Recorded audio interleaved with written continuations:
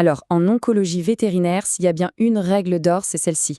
Ne jamais, jamais faire de suppositions.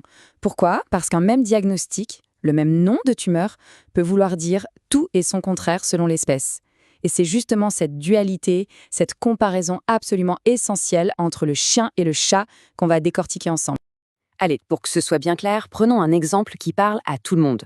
Un grand classique des examens, l'ostéosarcome, ce fameux cancer des os. Alors, est-ce qu'on peut le guérir ou est-ce que c'est une catastrophe annoncée? Eh bien, la réponse est incroyablement simple. Tout dépend si le patient aboie ou s'il miaule. C'est ça le cœur du sujet. Le fossé qui sépare le pronostic d'un chien et d'un chat pour la même maladie est juste immense. Et c'est exactement ça qui rend l'onco à la fois si complexe, mais aussi, avouons-le, si fascinant. Ok, alors, pour bien comprendre à quel point c'est différent, il nous faut une base, un point de référence. On va donc commencer par revoir très vite les grands classiques de l'oncologie chez le chien. C'est notre point de départ. Bon, pour les tumeurs de la tête chez le chien, les protocoles sont assez clairs, assez bien établis. Pour la méloblastome, par exemple, on part sur une excision avec des marges de 1 cm. Simple. Mais attention, la petite info cruciale pour l'examen, c'est ce risque, même s'il est faible, de 3,5% de développer un sarcome après une radiothérapie. À ne pas oublier. Ensuite, le mélanome oral. Là, c'est simple. La taille, c'est tout.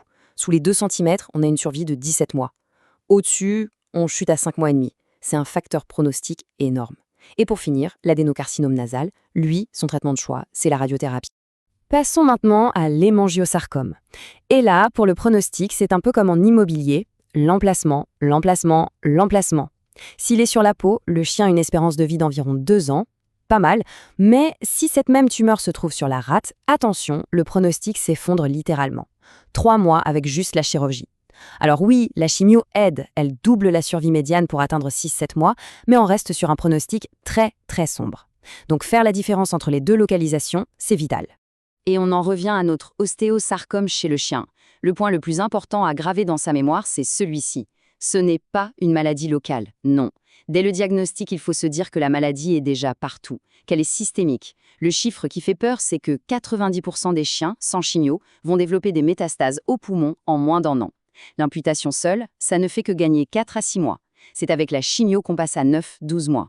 Donc, pour être très clair, la chimiothérapie, ce n'est pas une option. C'est la base, le pilier du traitement. Ah, là, on a un cas d'école, un vrai piège d'examen. Imaginez, 2 tumeurs différentes, mais au même endroit, juste sous l'ongle. Pour les deux, le traitement de départ est le même, on ampute le doigt. Et pourtant, les pronostics sont radicalement opposés. D'un côté, on a le mélanome sous-onguial, super agressif, il métastase facilement et seulement la moitié des chiens sont encore là après 1 an. De l'autre côté, le carcinome épidermoïde. Lui, il est invasif localement, c'est vrai, mais il n'aime pas trop voyager. Résultat, un super pronostic. C'est vraiment la preuve parfaite qu'un même geste, un même traitement peut mener à des issues qui n'ont absolument rien à voir. Voilà, la base de référence pour le chien, elle est posée. Maintenant, attention, on change complètement de monde. On entre dans l'univers du chat, et là, eh bien, beaucoup de règles qu'on vient de voir vont tout simplement voler en éclats. Parce qu'il faut le dire et le répéter, en oncologie, un chat, ce n'est vraiment, mais alors vraiment pas, un petit chien. Et pour illustrer ça, on a l'exemple le plus spectaculaire qui soit. Vous vous souvenez de l'ostéosarcome du chien, agressif, systémique, une vraie plaie? Eh bien, oubliez tout ça. Chez le chat, c'est une histoire complètement différente. Le potentiel de métastase est très faible. Tellement faible que l'amputation de la patte, qui est un geste lourd, on est d'accord, peut suffire à guérir le chat. L'amputation seule peut être curative. Le contraste entre les deux espèces est juste incroyable. Et ce graphique, il met vraiment les choses en perspective. Regardez bien. D'un côté, on a l'une des pires saletés chez le chien, l'hémangiosarcome de la rate, où même avec le meilleur traitement possible, on plafonne à 6 ou 7 mois de survie. Et de l'autre, on a l'ostéosarcome du chat, où une simple amputation peut donner plus de 2 ans de vie. On ne parle pas de petites différences là, c'est un monde d'écart. Maintenant, parlons d'un cas très spécifique au chat, le sarcome au site d'injection. Et là, il y a un message clé. La chirurgie doit être agressive, radicale, sans la moindre hésitation. On ne peut pas se permettre d'être timide. Pourquoi on insiste autant là-dessus? À cause d'un chiffre, un seul, qui fait froid dans le dos. Si la chirurgie n'est pas parfaite, le taux de récidive est de 99%, en à peine 2 mois. C'est une véritable bombe à retardement qu'on laisse derrière. Une autre grosse différence, ce sont les mastocytomes. Chez le chien, le grade d'un mastocytome, c'est toujours une source d'énorme angoisse. On ne sait jamais vraiment sur quel pied danser. Chez le chat, Ouf, on respire. La plupart des formes sur la peau sont, heureusement, beaucoup moins méchantes. La chirurgie seule suffit souvent, et le risque de récidive locale reste contenu, autour de 20%.